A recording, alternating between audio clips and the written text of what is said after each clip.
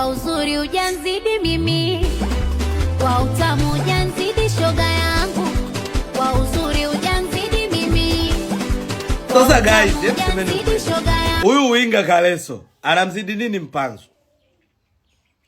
Huyu winga Kaleso anamzidi nini Libasegwe?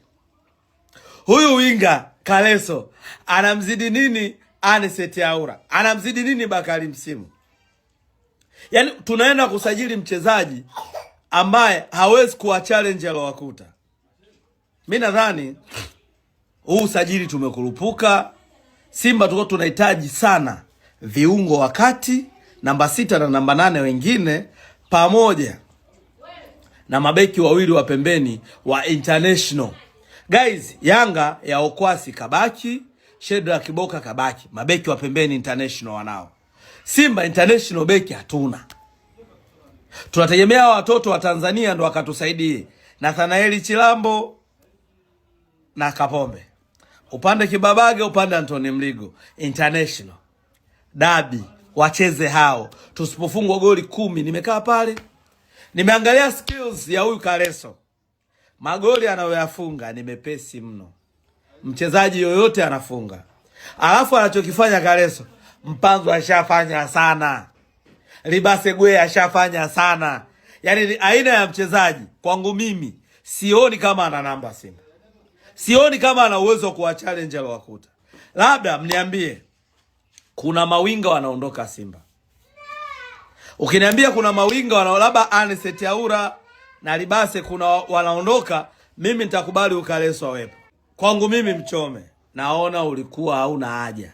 Kwa sababu Simba tulikuwa tayari tuna wawinga na wenye skills na wameprove.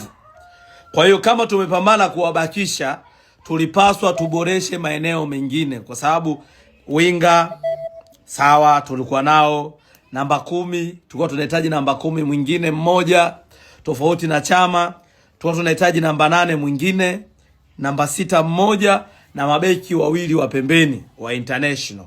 Yaani kila namba iwe na mchezaji mmoja mmoja wa international. Hii ingetusaidia. Lakini kuongeza winga watano winga watano guys, ni matumizi mabaya ya usajili, ni kudhoofisha baadhi ya maeneo.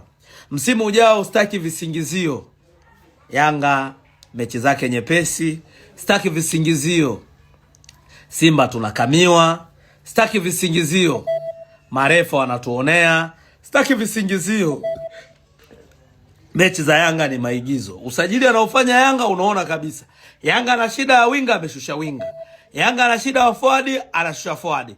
Yanga ana shida ya namba 10, atashuka namba 10. Sio, unanielewa? Yanga ana shida ya kiungo wakati, atashuka kiungo wakati. Yanga ana shida ya beki, atashuka beki. Simba tunakurupuka kwenye usajili, baadaye utatukosti. Labda mniambie Libase na Aula wanaondoka, hapo mimi nitawaelewa. Labda kitu cha msingi nachoona ni washauri wanangu, njooni tuendelee kubeti kwenye WhatsApp channel yetu. Tunaendelea kutoa mikeka, ligi zimesimama, kuna baadhi ya ligi zinaendelea. Namba ya simu taiweka hapo chini, ni cheki niombe linki. Lakini pia kwenye bio yangu wa Instagram kuna linki, nenda kachukue linki pale ujoin na WhatsApp channel. Tuendelee kubeti, Kanje apigwe mpaka aseme.